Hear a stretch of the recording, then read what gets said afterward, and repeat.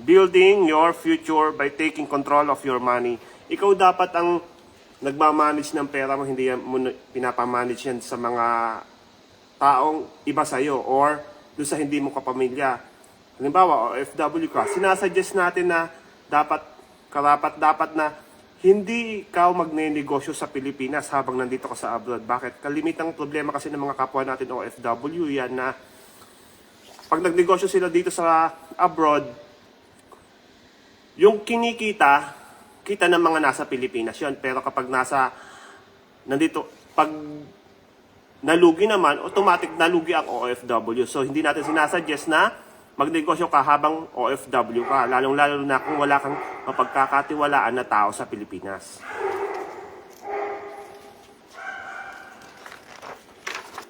Okay. Meron tayong school na nagtuturo ng financial education. 30 years, 30 million families by the year 2030. So, maghanap ka na ng school na ganito. Diyan malapit sa area mo, no? So, dito natin malalaman na napakahalaga talaga ng financial education. Dito papasok yung sinasabi natin na dapat hindi mo pinapasan yung daigdig. Dapat pamilya nga, di ba? Dapat nagtutulungan, hindi yung merong isang breadwinner. Actually, wala naman talagang breadwinner dahil lahat naman tayo kung nagtratrabaho, pamilya talaga ang turingan. Nagkakaroon lang ng breadwinner kasi yung ibang pamilya mo umaasa na.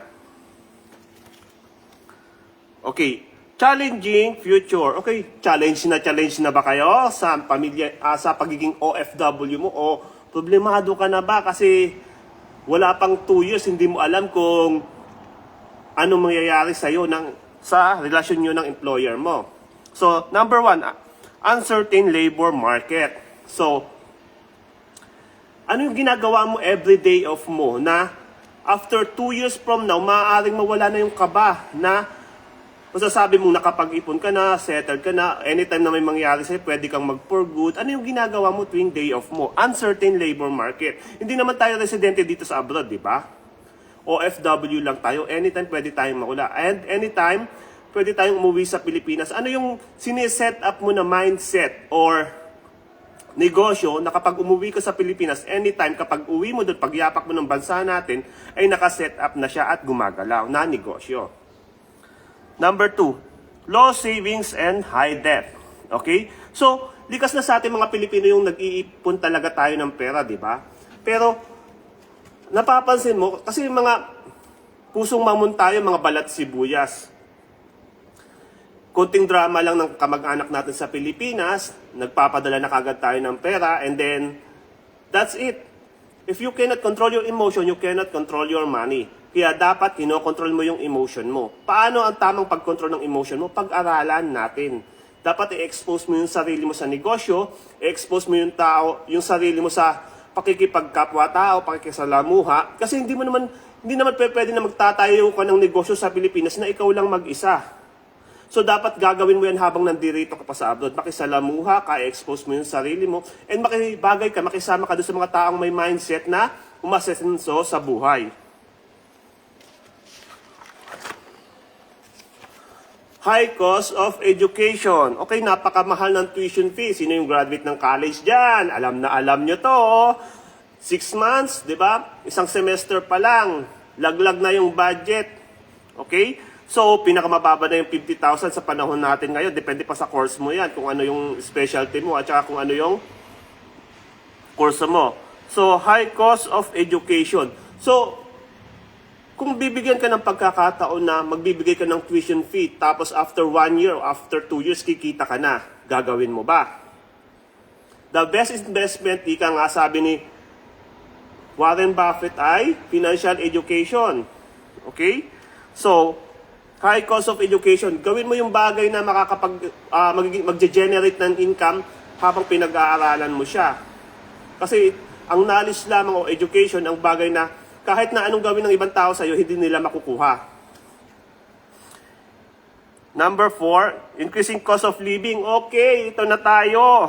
Lahat ng bagay nagmamahalan. Okay, OFW na lang ang hindi minamahal.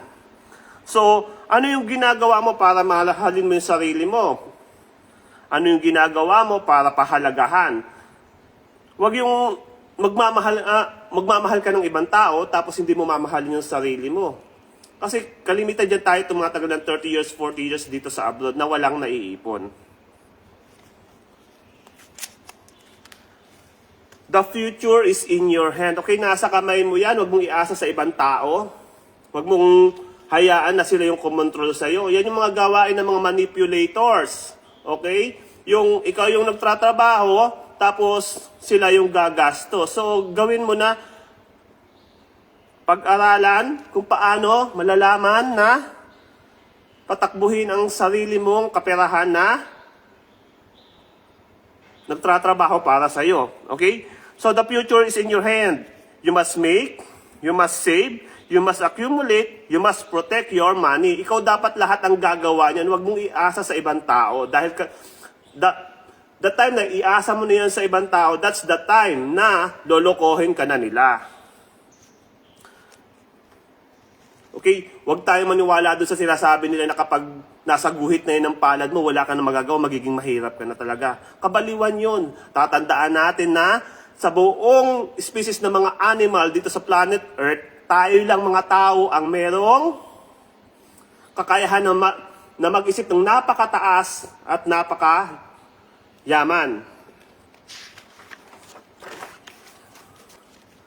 Be your own money manager. Okay, ito na nga yung sinasabi natin, na ikaw yung mismo yung mag-manage.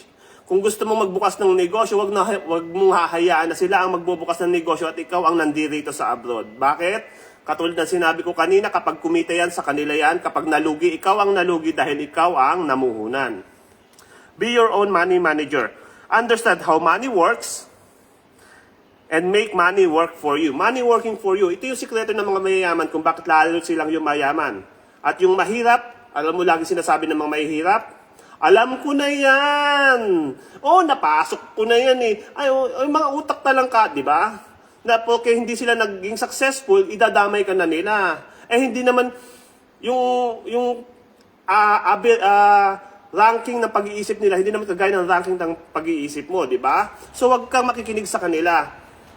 Kanya-kanyang kaligtasan to. Okay, hindi lang sa simbahan ng kanya-kanyang kaligtasan, sa financial education din, and lalong-lalo na sa ating financial life. 4 keys in the financial concept that we need to learn. Okay, ito yung 4 na halik. Oh, 4 keys daw eh. Okay, 4 na susi sa financial concept na dapat nating maunawaan upang makaipon tayong mga OFW.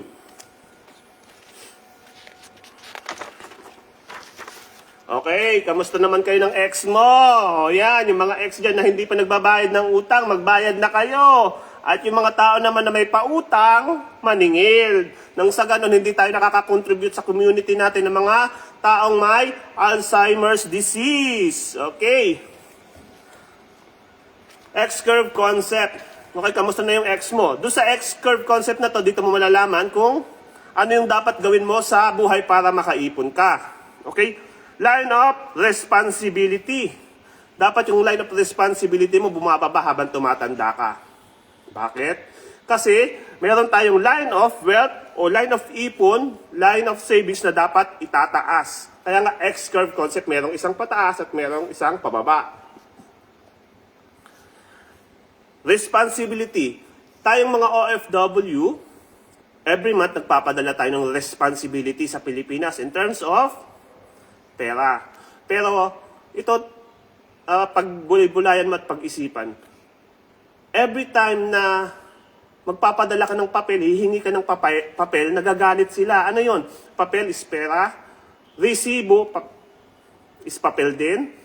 Papel yung pinadala mo, papel din yung hihingin mo. Ayaw nila, nagagalit sila. Bakit? Kasi nga yun, line of responsibility. Hindi mo sila sinasabihan na responsibilidad nila yun. Okay? Kung hahayaan mo na hindi ipaunawa sa kanila yung responsibilidad na yon, yun talaga magiging gatasan kanila. Doon talaga papasok yung tinatawag natin na breadwinner. Bakit? Kasi nagpagamit ka eh. Dapat tulungan. Pamilya nga eh. Ang pamilya nagtutulungan, hindi yung nagpapahirapan. Hindi yung kapag may pera ka, kapatid kita. Kapag wala kang pera, hindi na kita kapatid. Hindi ganon. Okay? So, control your emotion para makaipon mga kabayan. line of responsibility. Dapat ibaba mo yan. Huwag kang bigay ng pera. Bigyan mo sila ng negosyo. O kung may pinapaaral ka man, makipag-usap ka. Okay? Huwag kang tutulong kapag hindi ka naman hinihinga ng tulong. Okay? Doon sa mga kamag-anak mo, sa mga pamangkin mo, sa mga kamag-anak mo. Okay, wala tayong pinaparinggan dyan, pero alam ko, kabayan, merong tatamaan dito, umilag ka na lang. So, hindi naman natin pinatatamaan ng derechahan, pero ito talaga, pinapaaral mo yung kamag-anak mo kasi gusto mong tumulong. Pero ito darating ang panahon na ikaw pa ang mapapahamak. Bakit? Kasi hindi ka nakipag-negotiate o hindi ka nakipag-kontrata doon sa taong pang tinutulungan mo. Kapag pamangkin mo yan, kamag-anak mo yan, anak mo man yan, kapatid mo man yan na pinapaaral mo, makipag-kontrata ka, okay, makipag-negotiate ka. Kasi sa panahon ngayon, wala nang libre eh. Kaya maraming OFW ang tumatagal ng 30 years, 40 years sa abroad. Bakit? Kasi yung kapatid pinag-aral. Pagkatapos ng kapatid, yung pamangkin naman, yung pinsan. Tapos, nung natapos yung pinsan, yung kamag-anak, yung anak naman ng anak niya, kaya tumatagal ng 50 years to 30 years, 40 years sa abroad, yung mga OFW na walang naiipon. Tapos pag darating tayo sa Pilipinas, mga OFW, anong sasabihin ng mga nasa Pilipinas? Ang tagal mo sa abroad, wala kang naipon. Ito lang ang naipon mo. Yun ang sasabihin sa'yo kapag hindi mo pinag-aralan yung financial education. Lalong-lalo na itong X-curve concept na to. Napaka-basic nito. Responsibility, dapat ibaba mo yan. Okay? So, kung ngayon na nagpapadala ka ng pera sa abroad, hindi sila nakikinig sa'yo, how much more kapag wala ka nang maipadala? Kaya isip-isip din, pag-isipan mong mabuti dahil tumatanda tayo at hindi habang buhay ang buhay OFW. Line of savings, kailangan itaas mo yan. Dapat makaipon ka, kabayan. Okay? So, pagmasdan mo yung mga tao sa church mo, pagmasdan mo yung mga matatandang tambay dyan sa Central, sa Causeway Bay, mga Indonesian yan. Pero parang ganun na rin kasi pareho din naman na mga OFW at nagtatrabaho sa ibang bansa, di ba? Pero ang pagkakapareho niyan is ito, pag wala kang inipon na pera, pagtanda mo, pagpapasapasahan ka. Pero pag may naipon ka, pag-aagawan ka. Kikilalanin ka nila. Sa Pilipinas kasi, kalimitan, o kahit saan din naman, ang pagrespeto nila sa'yo nakabatay sa, ikaw may sabi niyan, kabayan ha, ikaw may sabi niyan, ikaw ang may sabi na pera yan. Pero parang gano'n na nga, no? Although hindi naman napaka-importante ng pera, pero lahat ng bagay na importante sa'yo at nagmamahal sa'yo, na-impluwensyahan ng ikaw na naman ang may sabi niyan, kabayan. So, dapat mag-ipon ka. Mahalin mo yung sarili mo. Tanungin mo sarili mo, magkano ka? Magkano ka ba? Magkano ka, kabayan? Dapat alam mo kung magkano ka. Sa inflation rate natin ngayon, masasabi natin na dapat hindi bababa ng 6 million ang naipon mo. Ikaw pa lang, kabayan, mag-isa yan. Depende pa yan kung ilan yung anak mo, i-times mo lang yan. Kung dalawa yung anak mo plus ikaw, di times 3. 6 million times 3. So, ganun, no? Ganun yung contribution natin kapag may nagtanong sa'yo na magkano ka. Compute mo ka agad. Ang mga taong nagsasabi lang na hindi mo ko kayang bilhin, yung mga taong nabili na nila yung sarili nila. Or, automatic meron na talaga silang pera na ganun kalaki, kaya hindi mo siya pwedeng sabihin na bibilhin kita. So, wag tayong maging sinungaling, tanggapin natin yung katotohanan. Numbers never lie. Rules of 72. Yung mga tao daw na nakakaabot ng edad na 72 years old, sila yung mga taong hindi stress. Bakit hindi stress? Kasi merong naipon na ganito. Okay? So, paano mo iipunin? Kailangan nating malaman ang sikreto ng mga bangko. So, ayon dito sa Rules of 72, how money works. Okay, si Mr. Depositor daw, nag-deposito ng 100,000 sa bangko sa edad na 20 years old. Okay? Pag edad niya ng 56 years old, nakakuha siya ng 400,000. Okay, 72 divided by 4% na binigay ng bangko. Halimbawa, kahit wala namang ng bangko ngayon na nag-o-offer ng 4%. 72 divided by 4% equals 18 years. 18 years bago nagdoble. So, 20, dalawang 18 years lang, naging edad na siya ng 56 years old, nakakuha siya ng 400,000. Okay? Kabayan, tatanungin kita, kumita ba siya? Kumita siya kung hindi siya tumanda. Kapalit ng 20 years old niya, nakakuha siya ng 400,000, 300,000 na kinita sa edad na 56 years old. Sino ang kumita talaga? Itong bangko. Bakit? Itong bangko, nilagay niya yung, kasi meron siya financial education eh. Nasa financial industry siya. So, alam niya na, dapat mas malaki yung interest na pagpapasukan ng pera niya. So dito nilagay, laway lang puhunan ni Mr. Bangko, nilagay niya sa 12%, every 6 years nagdodoble yung pera niya, 6 times 6, 36, okay? Nung winidraw ni Mr. Bangko yung pera ni Mr. Depositor dito, sa pinaglagyan niya, ang nakuha ni Bangko ay, ito, 6.4 million, okay? 6.4 million ang nakuha niya. Pero ang binigay niya sa mismong nagmamayari ng tunay na kapangyarihan, yung mismong pera, yung mismong puhunan, ang binigay na yung bangko ay 400,000 lang. So yan yung sikreto ng mga bangko kung bakit ang mga bangko lalong yung mayaman. O yung halos lahat ng milyonaryo, bilyonaryo sa Pilipinas nagtatayo ng sarili nilang bangko. Bakit? Kasi ito ang sikreto, rules of 72. 72 divide the percent of interest equals the years kung kailan magdodoble yung pera nila. So yan, ito pala yung sikreto ng mga bangko. Siyempre hindi nila sasabihin yan, di ba? Kaya nga napapansin mo tuwing matatapos ka ng magbayad ng utang mo sa bangko, di ba 3 months pa lang, 2 months pa lang, 1 month before na matapos yung pagbabayad mo, tumatawag na sila, di ba? Ang sasabihin nila, baka gusto nyo pong umutang ulit. Tapos tuwang-tuwa tayo, di ba mga kabayan? Tuwing Pasko, di ba? Nagpaparapol sila ng washing machine, TV, plancha, cellphone case, kung ano-ano. Pero hindi natin alam na yun pala. Ganun pala sila kumikita yung pera nila. Yan yung maganda kapag nag-aral ka ng financial education. Malalaman mo kung ano yung mga sikreto ng mga taong mga asensado na sa buhay. Okay? The solid financial foundation. Okay? Yung pagtatayo ng financial foundation natin is step by step. Okay? Hindi yan biglaan. Dapat paunti-unti lang pero sigurado at legal. Okay? Sino sa ating mga OFW? Number 1 step is healthcare. Okay? Buhay at kalusugan. Walang OFW na natanggap dito sa abroad or sa ibang bansa na hindi nag-medical. Bakit kailangan mag-medical? Kasi nga buhay at kalusugan mo ang puhunan. Pahalagahan mo yan, kabayan. Kung ang employer mo ngayon ay sa tingin mo inaalgabyado na yung kalusugan mo, wala kang tulog, wala kang tamang pagkain, pag-isipan mong mabuti. Hindi ko naman sinasabi na mag-terminate ka na o mag-break contract ka dyan. Pero the reality is kung hindi na kaya ng katawan mo, huwag mong hintayin na malagay tayo sa kahon. Okay? So, buhay at kalusugan, pahalagahan natin yan mga kabayan.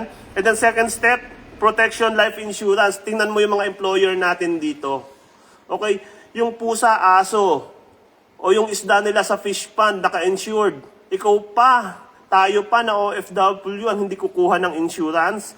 Kailangan may protection. Kaya nga yung mga employer natin dito sa abroad, napapansin mo, mag-drive sila ng kotse pasimple-simple lang. Bakit? Kasi nga naka-insured, magasgas man yan ng kasalubong nila o sila mismo yung makagasgas, insurance ang magbabayad niyan.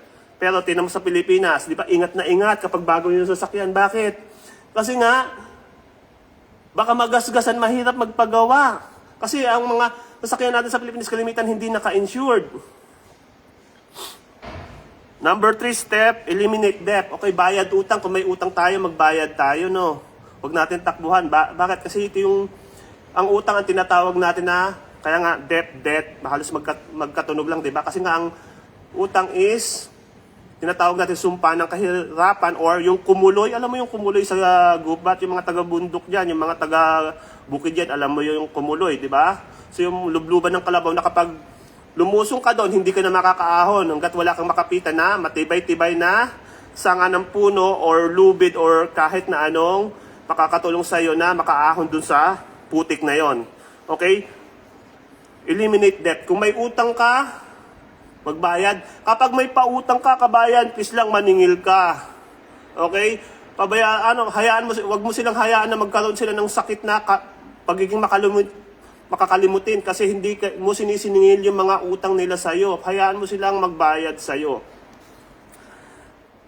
Singilin mo sila kapag may pautang ka. Huwag kang mahiya.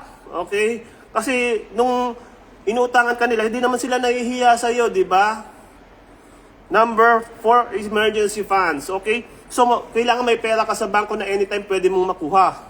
Pwede mong tanggalin yung emergency funds kung meron kang extra income na kahit na hindi ka nagtratrabaho, may perang pumapasok sa bulsa mo. So ito yung tinatawag natin na second job mo or passive income na kahit hindi ka magtrabaho, may perang papasok sa account mo, sa pangalan mo mismo, hindi sa pangalan ng ibang tao.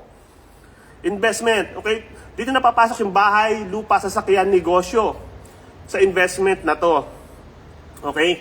Tayong mga OFW, dahil sabik na sabik tayo at first time natin kumita ng pera, inuuna lagi natin yung investment, bahay, lupa, sasakyan, negosyo. Okay? Bumili ng bahay, okay, nagpagawa, pinatiles, tapos malalaman mo na hindi pala nakapangalan sa kanya yung lupa, doble gastos. Bakit? Kasi hindi kasi nag-aaral ng financial education eh. Negosyo, nagpatayo ng negosyo sa Pilipinas, nakapangalan lahat doon sa taong nag-manage kasi nga nandito sa abroad. Hindi nagpadala ng SPA o minsan kahit nagpadala ka ng special power of attorney hindi nagagamitin ng tao sa Pilipinas. Bakit? Kasi nga gusto nilang makuha yung expertise, yung license ng negosyo na yun para sila na mismo. On the end of the day, ikaw pa ang may utang na loob sa kanila. Tapos sila na yung kumita ng pera. So, huwag nating hayaan na mauna yung investment. Ipanghuli natin lagi yan. Protektahan mo muna yung sarili mo. Gawin natin tong step by step na to. So, bahay, lupa, sasakyan, negosyo. So negosyo, yung sinabi natin kanina, wag na wag kang magnegosyo sa Pilipinas kapag wala kang taong mapagkakatiwalaan. Okay, so yan si Brother Bo Sanchez, kung nakikita niyo na yung kanyang abundance formula, ang 10-20-70. Okay, ito po yung mga formula para sa mga taong may mga anak na o pamilyado na, no? 10-20-70. 100% ng income mo, babawasan mo yan ng para kay Lord, 10%, 20% para sa sarili mo, ikaw na nagkudkud ng kubeta, kabayan ha, and 70% para sa family mo. Ang tinatawag natin family ay yung anak mo ha, hindi ibang tao, hindi pamangkin mo yan, hindi mo yan kapatid. Okay? Excuse me. 100%, 10, 20, 70. 10%, malakay 310. Okay, biblical po yan. Mayaman ka man o mahirap, 10% lang. Kapag may taong mangungutang sa'yo, kabayan, 10% lang. Biblical yan. Kung anong ginawa mo kay Lord, ginawa mo na rin sa kapwa mo. Minsan masyado tayo nasasaktan eh. Bakit? Kasi nagpautang ka sa kaibigan mo, hinigitan mo kasi ng 10%. Pag nagpautang ka, kabayan, huwag mong asahan na babayaran yan sa'yo. Kaya nga dito yan nakalagay. Para kay Lord yan. Kung magbayad mo sa'yo yung pinautang mo, and then itulong mo, ibalik mo ulit kay Lord. Ang importante niyan, lagi mong binibigay yung 10% kay Lord. Kasi siya yun naman yun tumulong sa atin. Every time na may problema tayo, siya yung kaagapay natin. Kanyang balikat yung ating iniiyakan. 10% kay Lord, malakay 310. 20% sa sarili mo, ikaw na nagkudkud ng kubeta. Genesis 41 verse 34 and 49. 20%, kabayan. Dapat bayaran mo sarili mo, hindi lang yung mga nasa Pilipinas ang sineswelduhan mo, dapat swelduhan mo rin yung sarili mo. Yung sweldo na to, kabayan, hindi ito yung kinakain ha, hindi ito yung blowout ha, hindi ito yung isinasali mo dyan sa Charter Road na mag-beauty pageant ka, tapos aakyat ka ng bundok, tapos magsiswimming kayo, tapos mag-blowout ka, hindi ito yung 20% ha. Ang 20% ito yung papasok sa account mo. Na kapag nawalan ka ng trabaho, ito yung magbibigay ng pera sa'yo, investment mo to. And then 70%. Kung may anak ka, ito yung pinapaaral mo para sa kanya. Kung elementary pa lang yan, kung high school pa lang yan, dapat 70% pa rin. I-reserve mo na kaagad yung gagastusin para sa college ng anak mo. Bakit? Kapag nag-college yan, kabayan, ubus-ubus pera talaga. Hindi mo mapipigilan. Bakit? Kailangan makagraduate eh. So elementary at saka high school, medyo mababa pa naman po ang tuition fee, ano po mga kabayan.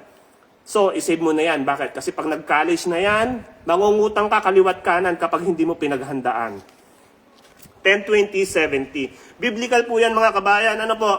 Kapag may church ka, tanungin mo yung 10, 20, 70. Abundance formula ni Brother Bo Sanchez. Okay? Kasi kalimitan po ng ginagamit sa mga church natin dito ay 10% lang. So, kayo na po mga kabayan ang mag-judge para sa sarili mo. Ano po?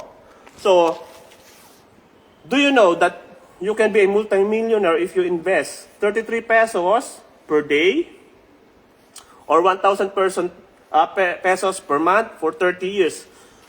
Within 30 years daw, pwede ka magkaroon ng 3.5 million pesos kung mag-iipon ka ng 1,000 pesos monthly or 33 pesos per day. So, saan mo ilalagay yan? Yan yung mga financial instrument na kumikita ng 10% to 30% yearly. Gusto mong malaman kung saan yan? I-PM mo ako kabayan, i-comment mo dito yung information mo kung gusto mong matuto, pag-usapan natin yan.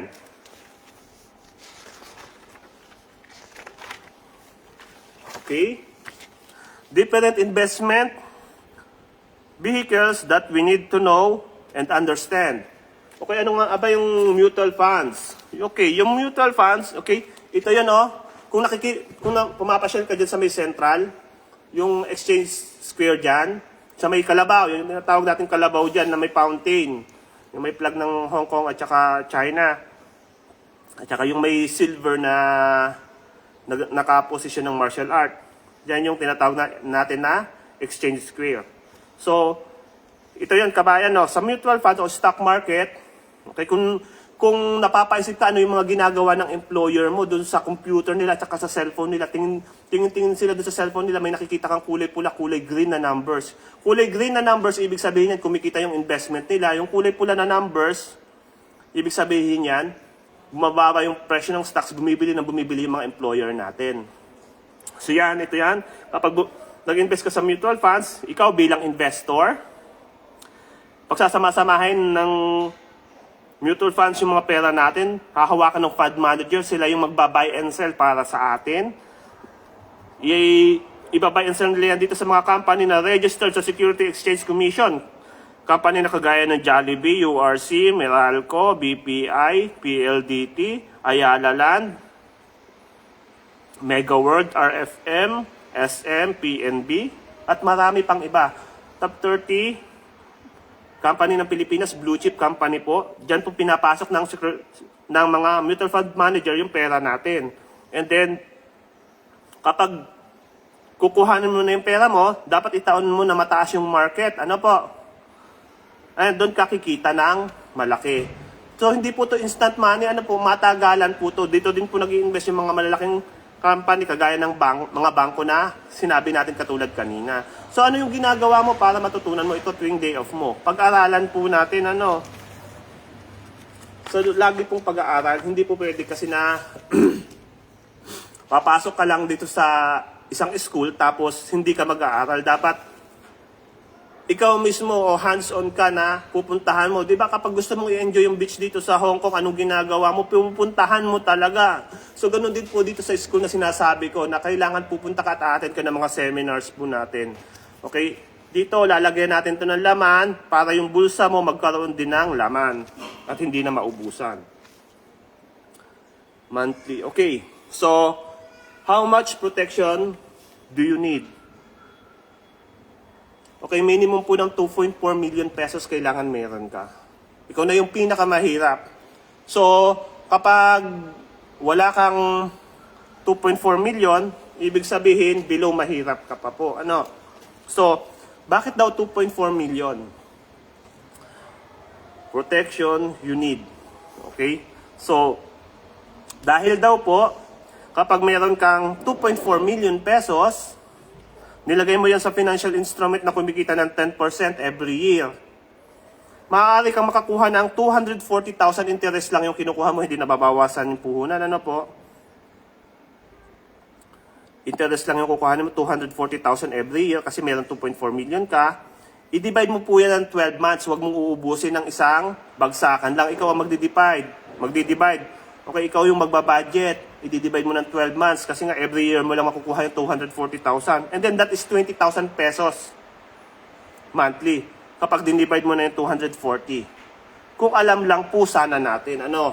So, kaya nga po napakaganda ng financial education kasi malalaman mo dito kung paano i-manage ng tama yung mga kaperahan natin na hindi tayo umaasa sa ibang tao.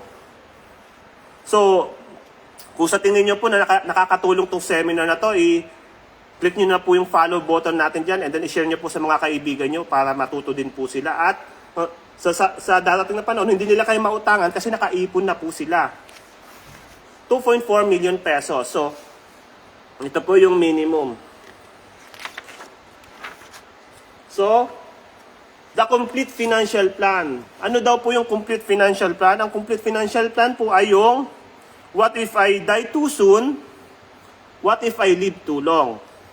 Okay, what if I die too soon? Paano kung biglaan kang kunin ni Lord kasi napakabait mo? May maiiwan ba sa family mo, sa mga anak mo? Dapat meron kang life insurance. Kapag kumuha ka ng insurance, dapat po ipaalam mo sa beneficiary mo na sa ganon, alam nila na meron silang makukuha at hindi sila iiyak. What if I live too long? Kailangan may pera ka, kailangan may naipon ka. Bakit? Kapag you live too long at wala kang naipon, wala kang pera, pinagpapasapasahan ka na, kailangan mo talaga ng tulong. So, ano po?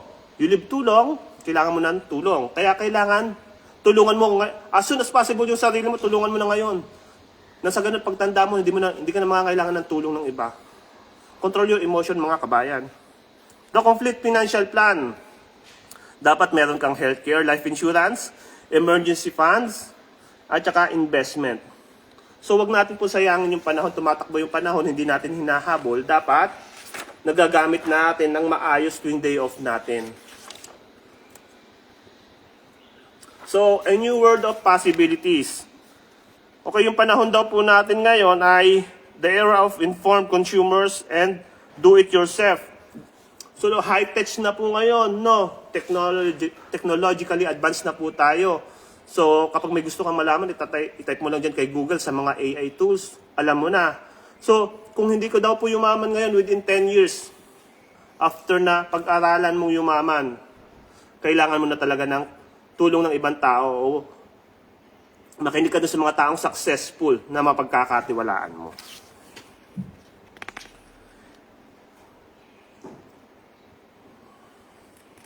Kung gusto niyo po ng tulong, nandito po kami, mga financial coach, financial educators na pwede niyong lapitan. PM lang po kayo dyan sa comment section and then yung mga kaibigan ko po, mga X-Men, ipipm din po namin kayo para malaman pa namin kung ano yung mga gusto nyong malaman, kung ano yung gusto nyong itayo sa Pilipinas at mapayuhan po namin kayo.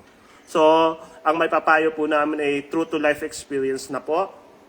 So, yabang na may katotohanan kasi naranasan at naramdaman mo na yung feelings na, alam mo na, di ba? So, a new world of possibilities. Get educated, access to hundreds of financial products, receive training and support, save money, earn commission. You can learn and earn in the financial industry. Okay? Ito yung sinasabi ni Albert Einstein. Na sa financial industry daw po mga kabayan, pwede ka naman palang kumita ng pera. Pwede ka naman palang kumita ng Hong Kong dollars. Pwede ka naman palang kumita ng salapi. So pag-aralan po natin.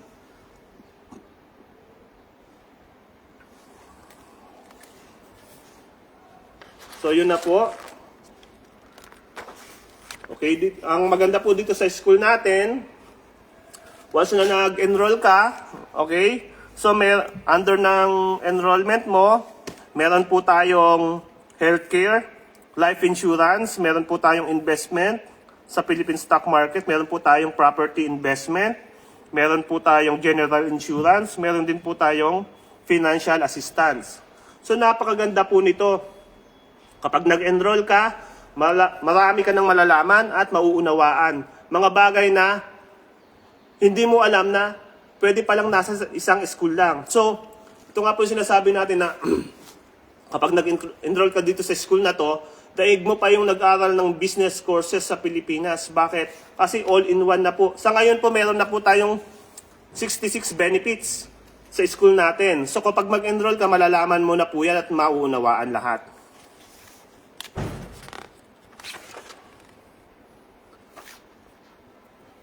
Okay? So yan.